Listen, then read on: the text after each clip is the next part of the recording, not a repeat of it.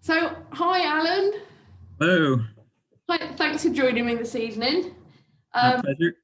with my slightly bizarre request. Yes, so with your kind donation of your fee, I'm enough donations to be able to choose a pellet head set list. Well, good luck with that. It just struck me as an opportunity to be quite silly, but also to get some more money for the Westgar. Well, yeah, absolutely, yeah. So, can you please introduce yourself and tell me a little bit about your involvement with the creative arts? My name's Alan Morrison. My main involvement with creative arts is I've been in a band called Pellet Head, based in Middlesbrough for 28 years, I think it is now. So there's three members of the band that have been around the entire time, and I play guitar and sing, and we all write songs. That's about it, really, in terms of my creative input. I mean, I've done other creative things.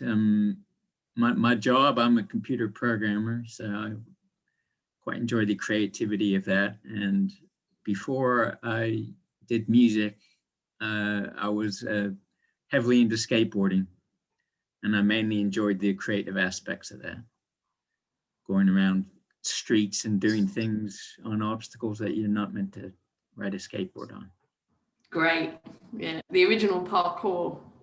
Yeah, well, yeah, there's a lot of similarities there with skateboarding. Terrific. So how come Middlesbrough? How did have you lived here for 28 years? Uh, I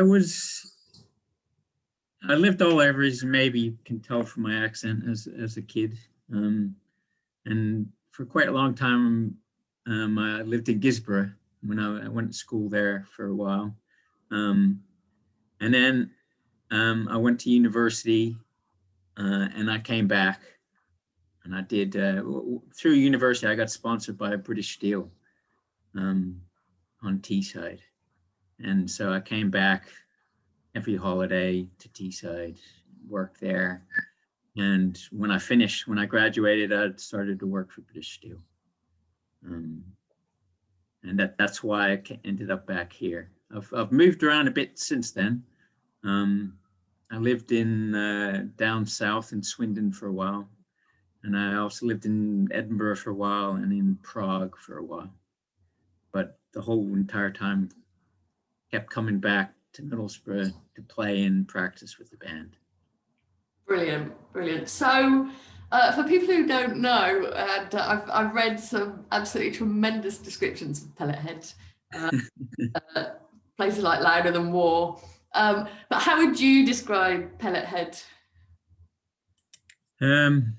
Musically, you mean, or Yeah, in all senses. We very much started out as untrained musicians. I got to know the band Shrug, and that made me realize that you didn't necessarily have to be a musical genius to be in a good band. So I then started to learn guitar, and after a while, Richie O'Brien, who's the drummer in Shrug, who used to play keyboards, he said, "You would fancy a jam?" So we jammed, me on guitar and him on keyboards, and that's how we started Pellet Head. And I've forgotten the question now. What was the question? Yeah, just Pellet Head. Oh, that's right. Yeah. yes. So then we just recruited other people. Sean Elliott was just someone we knew, and Richie's brother, he became the drummer, and none of us had really played instruments before. I'd only just started learning guitar. Sean had never touched a bass. Nick, it took quite a bit of persuasion to get him to take up the drums, but he did in the end. So then we spent about a year going to Studio 64 and practicing and trying to write songs, learn how to write songs. We were terrible to begin with, and then slowly over the period of about a year, we got to a point where we had enough songs that we could play a gig, and then we did a gig, and then we haven't stopped since then. So where was? So I was just going to say, as a result, our style is very much of our own, because we've pretty much never done any covers. We've done 2 cover songs in our life. We struggle to do cover songs because we're not really used to playing other people's songs.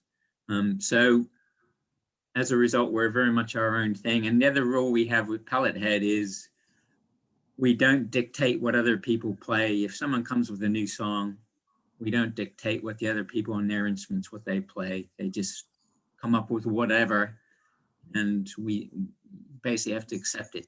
And usually as a result, it's something very unexpected and usually a lot better than if you did dictate what other people should play on your song. So, and the other thing is there's mainly 3 of us, me, Richie, and Sean, that write the songs, and we do roughly a third each. So as a result, the style of songs tends to change a lot. So it's very eclectic, very unconventional. And like I say, we have this anything goes type rule with the band.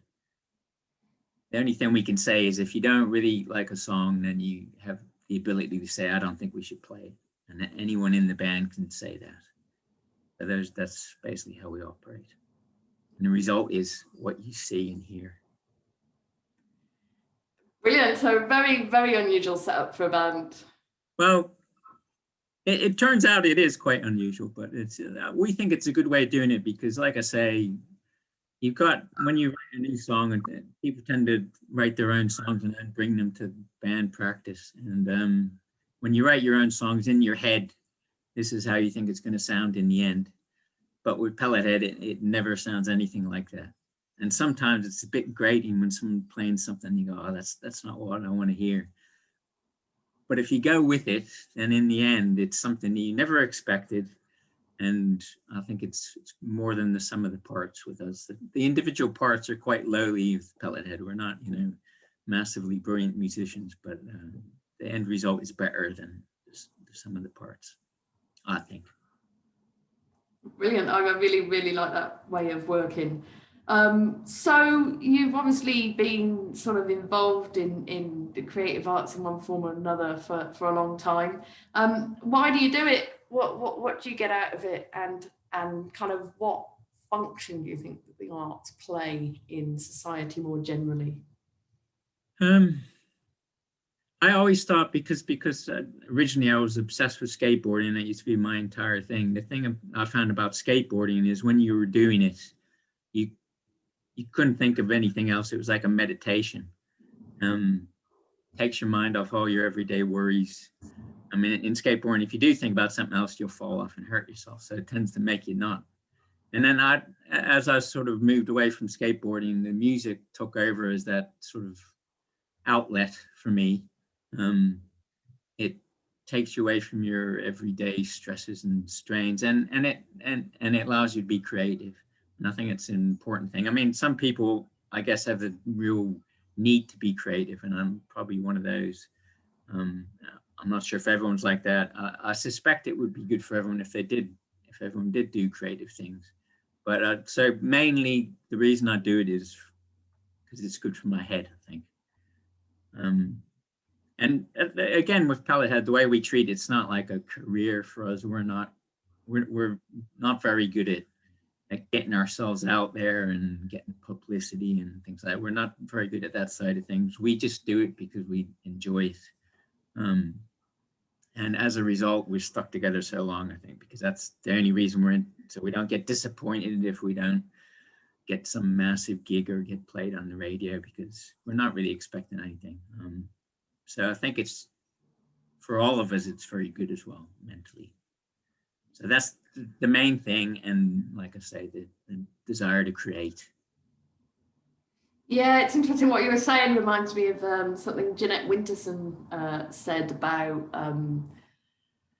something about not saying that the arts are like a secular religion, but now that religion isn't really part of people's lives so much. It's something that can kind of get you to that place, like a place of meditation, a place of creating that space for yourself that you wouldn't otherwise have. Yeah. And I think that's really important for a lot of people. So how's lockdown been? Have you been able to get together and play at all? Obviously no gigs, unless you should do a little socially distanced thing. We haven't done anything the whole time. We're a bit extra vigilant because Sean's got COPD, so I think it would be very bad if he got COVID. So we haven't actually physically been in touch with anyone out of the band, just the odd phone call, a few texts, and that's about it. The other thing is people aren't very good in Pellethead with the tech side of things, so we haven't done any way of getting together through Zoom or anything like that either. So it's just been individual people doing individual things with Pellethead. Trying to do a few things with the Facebook page.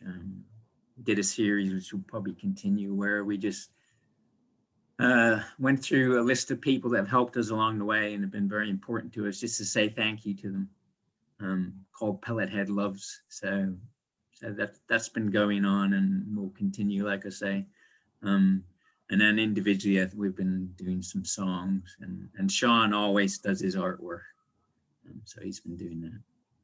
Yeah, I only heard this evening about Sean and his artwork. I was mentioning that I was interviewing you, and I was told that another member of the band is an artist as well as a musician. It's interesting story how that came about. I don't know if this is the appropriate place to put it, but we've always tried to stay with other arts, and there's the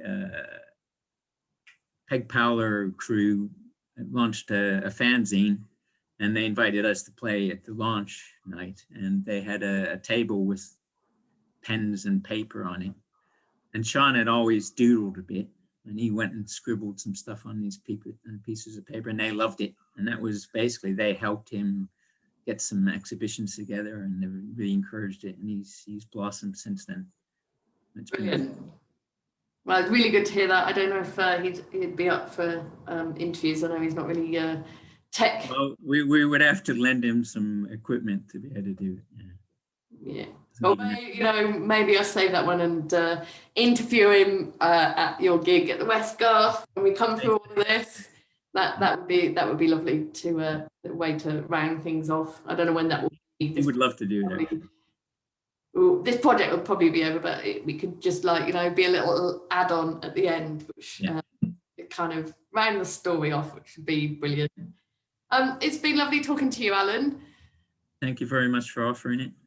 And thanks very much for taking up my bizarre suggestion. And I can't wait to see you perform my set and at the West Garth.